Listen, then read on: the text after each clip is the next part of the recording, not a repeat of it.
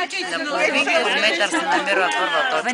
Я ми кажете как ще се ориентирате по картата. В момента ви снимам видео. Така. Тук. Така.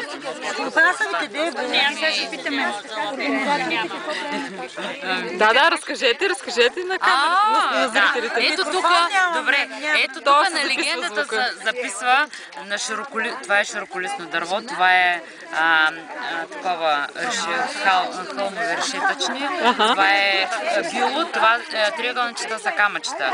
Това от коя страна на самия... Дамата е европейски шампион по ориентиране.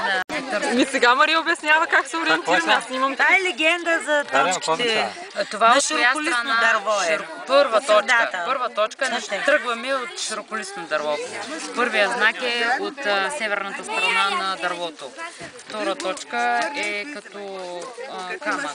Нещо камък такова. Да. И знак се намира от северо-източната. Северо-западната. Това е на първа точка. Втора точка. Втора точка.